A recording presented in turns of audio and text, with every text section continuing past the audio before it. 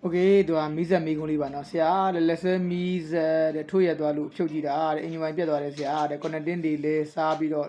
နက်ကပြုတ်ထွက်မတက်ရော့နေတယ်ဆရာတဲ့အဲ့ဒါနဲ့ connecting ရောလဲလိုက်တယ် radio လဲလိုက်တယ်ဆက်နိုးတာလည်းအလုံးအဆင်ပြေပါတယ်တဲ့ခုန comment ကတော့အရှိကြီးပါနော်သူကအားလုံးပြန်လုံးပြီးတာအလုံးအဆင်ပြေတယ်တဲ့ခုနကဘာဖြစ်လဲဆိုတော့ကျွန်တော်ဒီ dynamo ဘက်ကနေပြီးတော့ engine ချမ်းကို engine ချမ်းအပိတ်ချမ်းပေါ့နော်အဲ့ဒီပိတ်ချမ်းကိုဆွဲထားတဲ့ net တွေကနှိုးရကြတယ်နည်းနည်းပြန်ရော့လာတယ်တဲ့အဲ့မိကွန်လေးမေးထားအဓိကတော့ကျွန်တော်တို့ဒါသူက comment နာရှိနေရတကယ်မေးခြင်းနဲ့မိကွန်ရဲ့လိုချင်တဲ့ဖြေတခုတည်းပါခုနကမီးစက် engine တွေရေစက် engine တွေမှာကျွန်တော်တို့ကအင်ဂျင်ချမ်းရဲ့အပေါ်ကအပိတ်လို့ပြောမှာအင်ဂျင်ချမ်းအပါလေးပေါ့အဲ့ဒီကောင်လေးမှာကျွန်တော်စနစ်နဲ့ဆွဲထားရှိတယ်အဲ့ဒီ net လေးတွေက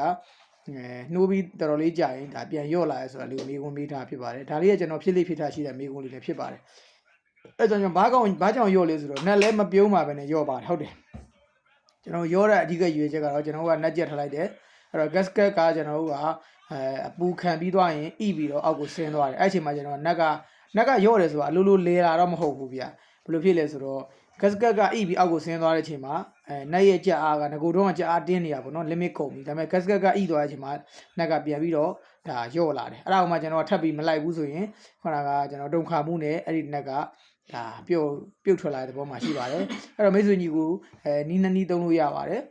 ပထမနီးကတော့ခဏကနက်ကိုပဲကျွန်တော်တို့အရစ်ကိုထည့်ချက်ပါဒါဆိုတော့အတော်သေး gasket ဤသွားရင်တော့မှကျွန်တော်တို့ဒါနက်ကပြန်ပြီးတော့ရော့ပြီးလဲလာပြီးမရှိတော့ပါဘူး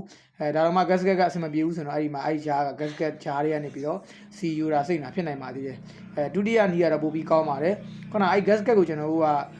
ခုနပစ္စည်းမီးစက်ပစ္စည်းဆိုင်တွေမှာဝယ်လို့ရတဲ့ gasket ဖူးဆက်ထဲက gasket ကိုမတုံးပါပဲနဲ့အပြင်မှာကျွန်တော်တို့တီးတဲ့ gasket ရိုက်ဆိုင်မှာgasket အထူသားလိုပဲပြောလို့ရတယ်ခုနကအကောင်းပေါ့နော်ဘလောက်ပဲကြက်ဘလောက်ပဲပူကျွန်တော်ဣမသွားတဲ့ gasket မျိုးစားတွေရှိပါတယ်ပြန်ပြီးတော့ရပါလိမ့်မယ်အဲ့ဒါနဲ့ gasket ရိုက်လိုက်မယ်ဆိုတော့ဒါတော်တော်လေးစိတ်ချရပါတယ်ဒါမှကျွန်တော်တို့ကပို့ပြီးစိတ်ချခြင်းနေဆိုအရစ်ကိုလေးတွေနဲ့တုံးပြီးတော့ gasket ကလည်းကျွန်တော်အထူသားအမာသားနဲ့ဘလောက်ပဲအင်ဂျင်တန်အပူတန်ခံ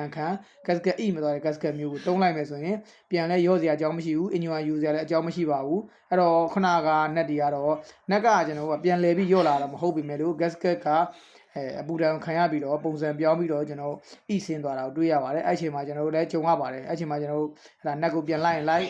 မလိုက်ဘူးဆိုတော့ကျွန်တော်အဲ့ဂျာနေ gasket ဂျာနေစီထွက်တာရှိမယ် net တွေကကျွန်တော်မီးသက်တွေရေစွက်တွေအများစုကတုံခါမှုနဲ့ RPM များတယ်ဗျနော်ဆိုင်ကယ်လိုနှေးလိုက်မြန်လည်းမဟုတ်သူကအမြဲတမ်းအမြန်တိုင်းလဲနေတာဖြစ်တဲ့အတွက် RPM များပါတယ်အဲ့ဒီတုံခါမှုနဲ့ကျွန်တော်ကရော့နေတော့ပြန်ပြီးတော့ထွက်လာနိုင်ပါတယ်အဲ့ဒီအတွက်အဲ့ဒါလေးကပြန်ရော့ရလို့တွေ့နေရပါနော်အဲ့တော့ကျွန်တော် gasket အထူသားသုံးမှာအရစ်ခေါ်သုံးလိုက်ပါအဆင်ပြေပါတယ်เนาะပြန်လဲမရောတော့ပါဘူးအဲဆိုတော့နားလိုက်ပါเนาะအဆင်ပြေပါစေကျေးဇူးပါ